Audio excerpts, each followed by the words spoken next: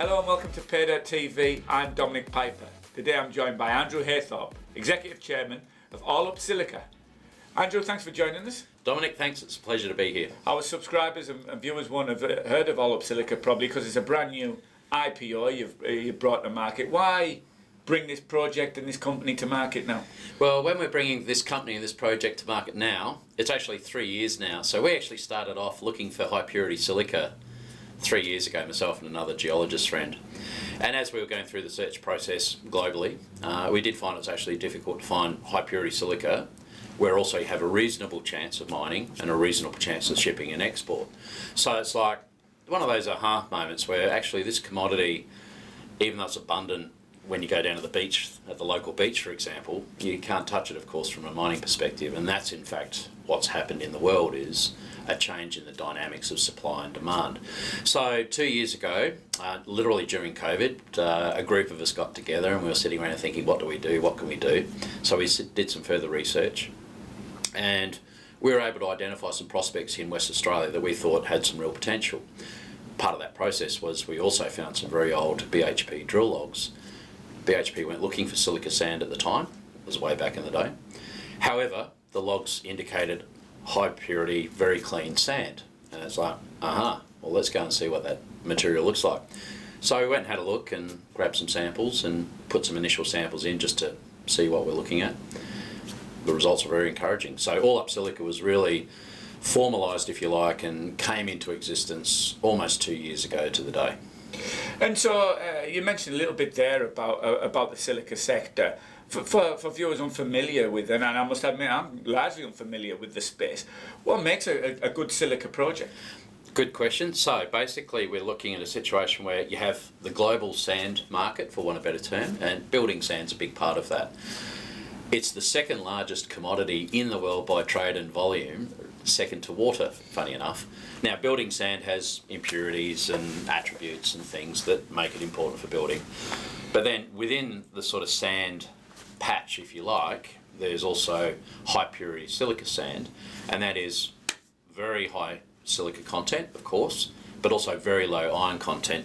And that's the sort of material that ends up in this. And the fact that that's clear, that's due to a lack of iron in the silica that they made this glass from. So that's really it in a nutshell, high purity silica. It's also, traditionally it's been more of a local market type dynamic, and these days, however, we're seeing increased demand and interest from overseas customers wanting to import silica sand, especially into the Asian economies. And so what about this group of projects in particular then? What marked these out for you when you looked at them? So the first one was Unicup in the southwest of West Australia, and as we were going through that process we also realised that logistics and ports are just as important as the purity. And so we started to look for more sand in more locations around West Australia, realising of course, well, this hasn't really been looked for before. And so we started a systematic approach to, Australia-wide actually.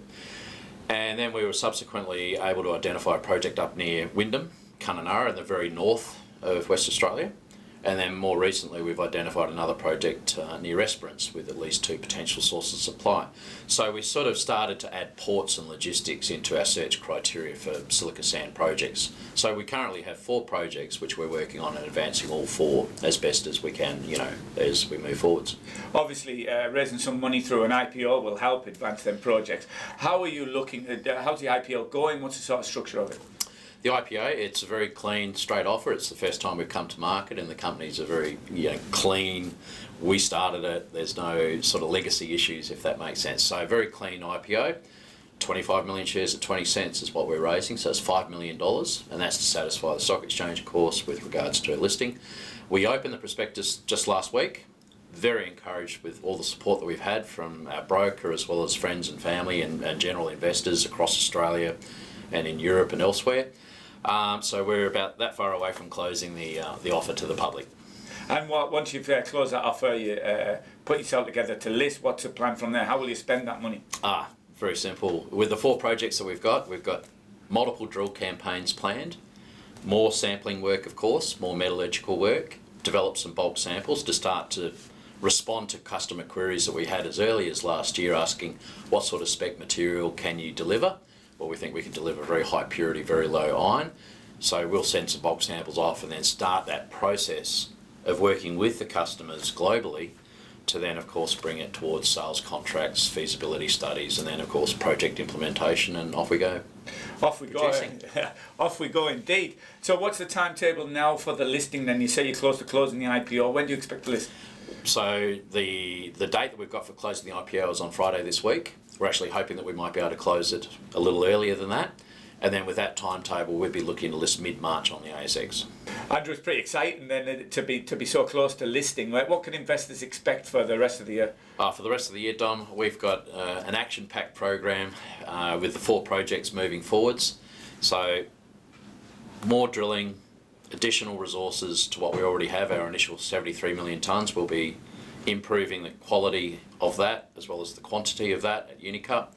Initial resource estimates potentially for some of the other projects, metallurgical, bulk sampling type work, customers, negotiations, providing them with sample material so that we can say, okay, this is how much we've got, this is what it looks like, start that sort of pricing process and heading towards production decision. Well, it sounds like a busy 2022 coming up with plenty of news flow. I'm sure investors will be kicking themselves that they haven't got in on the ground floor of the IPO, but means they'll also be able to get in when it hits the market as well. Andrew, thanks for joining us today, and we look forward to charting the progress of Allup Silica and see where you end up by the end of the year. Dom, it's a real pleasure, thank you, and it's all up from here.